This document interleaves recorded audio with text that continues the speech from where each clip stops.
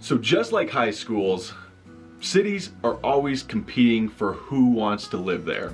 And so even though Loveland, Colorado and Fort Collins, Colorado are so close together, they have significant differences that pretty much make it so you have to choose either one or the other depending on what type of lifestyle you live.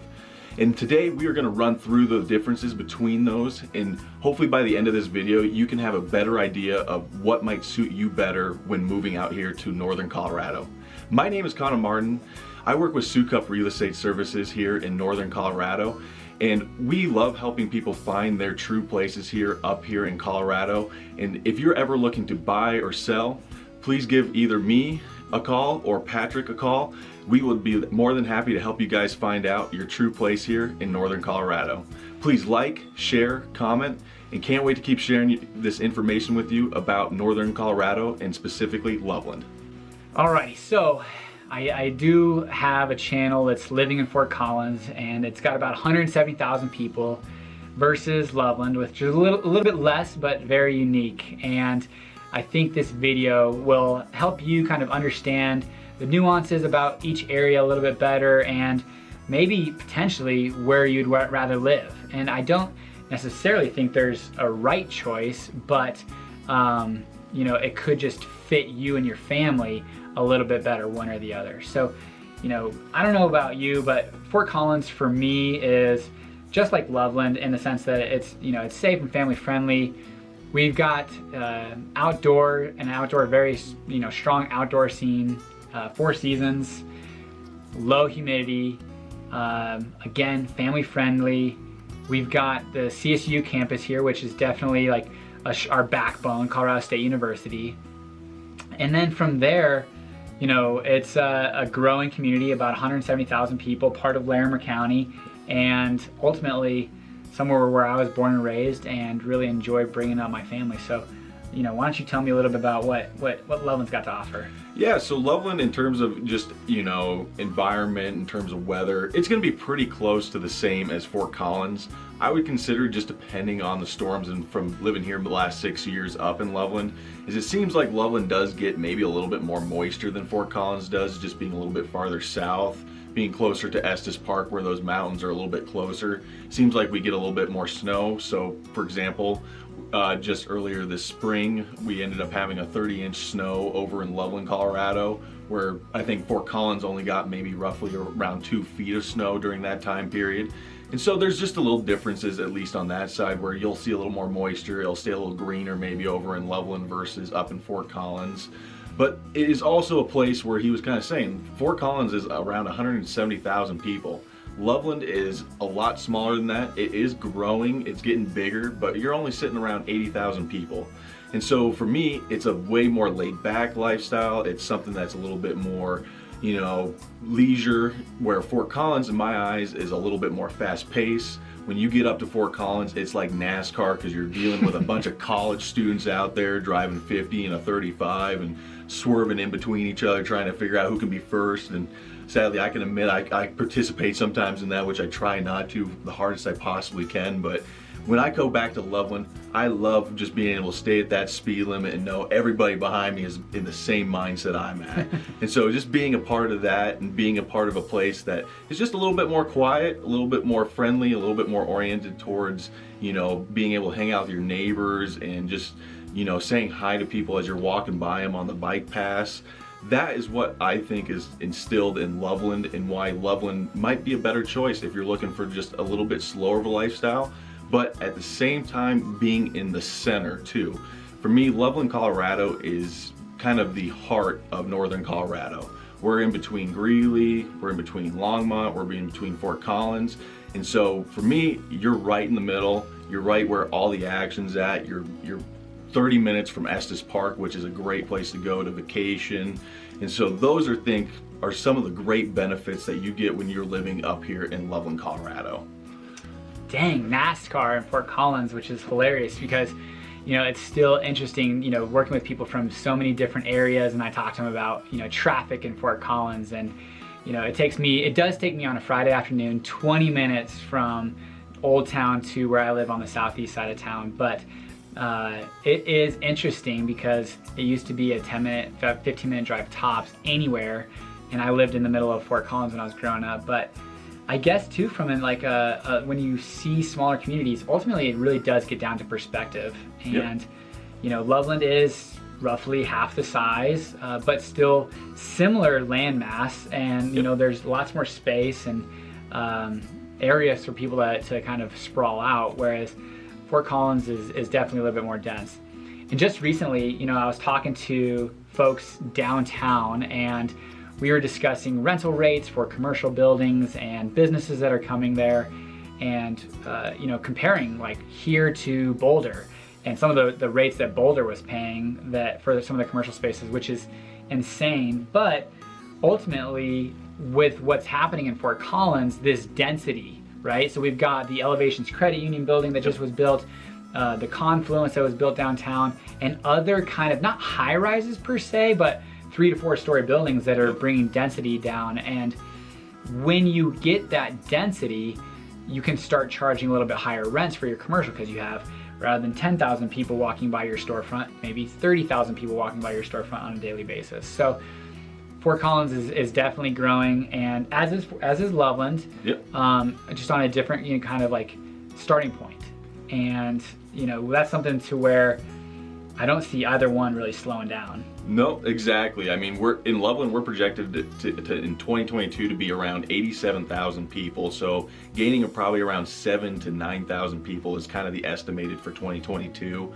And so it is growing. We are lucky enough, just like they said, like Patrick said, is that, you know, Fort Collins and Loveland are about the same mass, but Loveland still has that little bit to grow still. You know, out on the northwest side where I live in Loveland, Colorado, we have now a bunch of new subdivisions are getting built in there, because that's about really one of the only spaces to go closer to the foothills still. But otherwise, we still have a plenty of space out east where Centera is at, where I-25 is at, and so we still have plenty of space to where, thank gosh, we don't have to start building upwards yet. I know that's probably going to be the case. You know, we actually just got a Tesla dealership and service center that is going to be coming in the next year or so. And so just even with those little details of big companies starting to recognize Loveland as a place to start bringing their business, we're going to start seeing a larger influx, I believe, of people starting to move there and starting to see the benefits of living in Loveland versus some other areas in northern Colorado. Yeah, absolutely. Which, you know, I bought my first house in Loveland, and it was different for me because, again, I grew up with only needing to drive 10 to 15 minutes everywhere, and then having to drive 20 minutes without any streetlights. So I lived on 57th and Wilson, and I just took basic Wilson, which turns into Taft Hill, all the way north, and no streetlights. So I mean, it's an enjoyable drive, but it was still, you know, 20-minute drive. And talking with people that are coming out of, you know, Boston or New York, and some of the traffic that they're, you know, having a 45-minute to an hour commute each way is something that they're, you know, super pumped about, cutting that into a third of what their daily commute is. And we'll see with the population growth what happens, because, you know, for me, what I see is Fort Collins, we don't have as much infill opportunity as Loveland. So a lot of our development is either going to be a redevelopment going up, or it's going to, you know, kind of sprawl out to these outskirt areas, you know, North Fort Collins or maybe South Fort Collins, or Loveland's going to be a big benefactor, as is Windsor and Timnath and Wellington, people who want to live here, but maybe the slower pace is more their style. Whereas also, you know, your style might be wanting to live right in downtown Fort Collins, and you want to drive or, you know, ride your bike 5 minutes to work. But there's just not as much infill opportunity in Fort Collins. So a lot of these surrounding areas, specifically Loveland's going to kind of benefit from a lot of that growth that can't necessarily come to Fort Collins. Yeah, and I think that's exactly it. I think Fort Collins is just getting so packed up, and, you know, I'm even seeing it with just the infrastructure Loveland's bringing in. You know, originally Loveland wasn't the best place for riding bikes in my eyes. I live pretty close to where you used to have your first house. I live off of 57th Street, and just like you said, you know, I take Wilson every single day because there's only maybe 4 or 5 lights, versus going up to Shields where there's 20 lights, or going up to College or 287 where you got even more lights. And so it is still a nice commute. You know, when I lived in Loveland, I was going to college up at CSU, and to get there for me, it was about a 15-20 minute drive if you're taking Wilson. Right. And so, you know, that's still nice where, like, for you, even living in Fort Collins, depending on where you're going, it's going to be a 20-minute drive potentially to go there, where, you know, it seems like when you're going from south to north, you're going to deal with a lot less traffic versus going north to south. Seems like there's a lot more commuting that goes that way just due to the fact that you got to drive through that way to go to Denver. So that's where you're going to find where, you know, Loveland is going to be just that little quieter place. But one thing that I do say, and why a lot of times it does take a little bit longer to drive anywhere, because it still takes you about 15-20 minutes just to even get across Loveland, is we have a lot of people that are from out of town going up to Estes Park using Highway 34, which is our big highway there. And so you're gonna have a lot of people that are driving rental cars or from out of state, and they have no idea where they're going. They're using their GPSs and not paying attention to the road, so you gotta be very focused on trying to avoid them as much as possible. Try to stay off Highway 34 as much as possible, take those back roads. And then we also have a pretty high population of retirees and people who live in nursing homes and 55 and over communities. And so around those, if you're not dealing with the rush hour times in Loveland, Colorado, around that 10 o'clock time or around the 3 o'clock, 2 o'clock time, you're going to be dealing with the retirees getting out before the rush hour traffic. And so you're going to be driving the speed limit, or at least 5 to 10 miles sometimes underneath the speed limit, because that's just how it goes in Loveland. We're just so laid back, we're just so slow that, you know, it's going to take you a while to get anywhere, and it's going to take you a long time to get through those grocery lines because they're always paying with pennies. Yeah, they can't miss their board game of checkers. You know, they don't want to miss that. Yep. But you know, I would say it's interesting watching, you know, Loveland grow the way that it's growing, and that's one thing you mentioned, Highway 34. That Fort Collins, you know, we do have Highway 287, but we don't have a major highway going east-west, and it does get to be a little bit inconvenient if you do have to go from, let's just say, the northwest to the southeast, because there's no just quick route. You're either gonna, we do have arteries going north and south and east and west, but there's no real kind of highway thoroughfare that either brings you around or takes you east-west. Mulberry is a little bit of that, but still pretty densely, you know, packed with stoplights, and goes through, you know, campus. So there's ways around it, but as we get more dense and more population comes here, specifically during the CSU school years, it can get pretty bogged down and back in there, which I think we do a really pretty good job, because we have 2 lanes going each way, and then the Highway 287 is 3 lanes, so we're built to be able to withstand it and maintain this decent flow of traffic. But you know, I think as we've seen, you know, we're adding a 5th high school right now, our 5th, you know, big high school in Fort Collins, which Loveland's got, you know, they're in the 4A school district, so obviously a little bit less populated on their high schools. Yep. Whereas Fort Collins is bringing in a 5th school, which it might start out as 3A, 4A, but it will quickly build to be a 5A with the growth of Timoth. Now,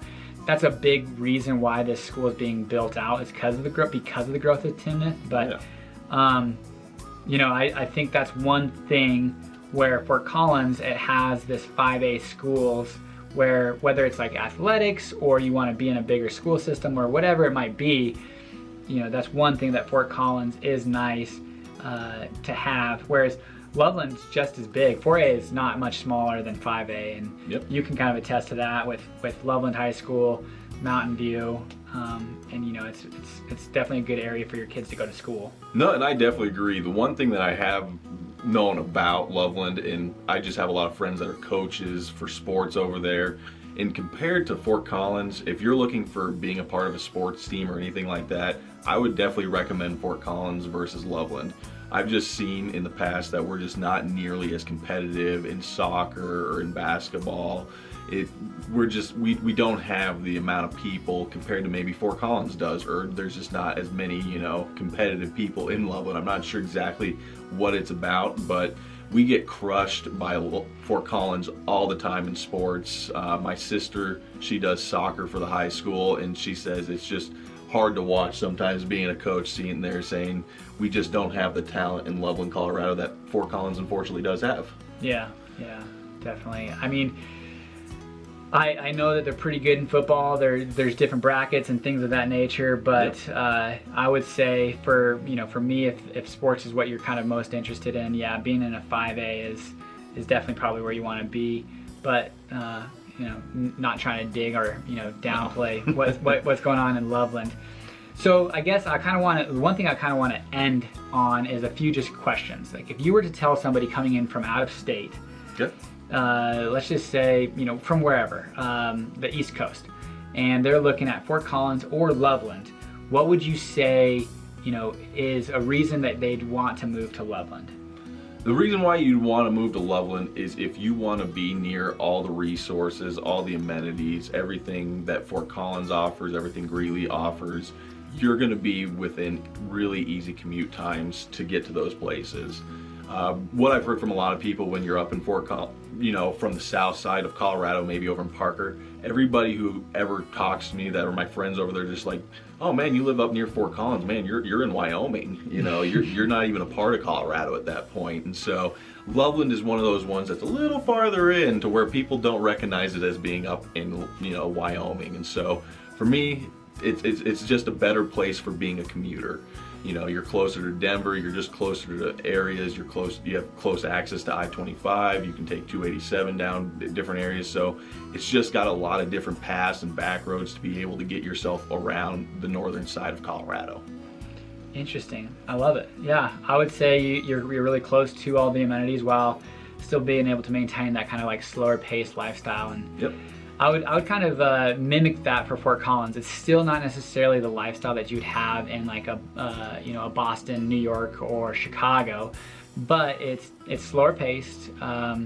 It is more affordable than some of those areas. Loveland's a little bit more affordable than Fort Collins, which definitely is nice. But I would say if I were to talk to somebody of why they might choose Fort Collins if they're coming out here is definitely a lifestyle choice. You're coming out here for all the outdoor scenes, the Pooter Play Park, the climbing, the gyms, all of your things that you're wanting to do, the bike pass, everything like that Loveland can absolutely offer. Maybe Fort Collins can, just at a little bit bigger scale. Yep. Is why I would say somebody might look at moving to Fort Collins. So there you have it, folks. Comparing living in Fort Collins to living in Loveland with the man himself, Connor Martin, who's got his own YouTube channel. So if you haven't already, go check out his Loveland Lifestyles. He'll be talking to you specifically about everything in Loveland. And again, what I'm talking to you guys about is everything Fort Collins in northern Colorado. Born and raised here. If you guys are looking at making a move or transition, relocating, or selling a house here in Fort Collins in northern Colorado, as much as we like making these real estate videos for YouTube, we like more working with those clients. So give me a call, text, email, whatever it is. I've got your back when it comes to everything Fort Collins, Colorado. Thanks for watching. Until next time, guys. Take care.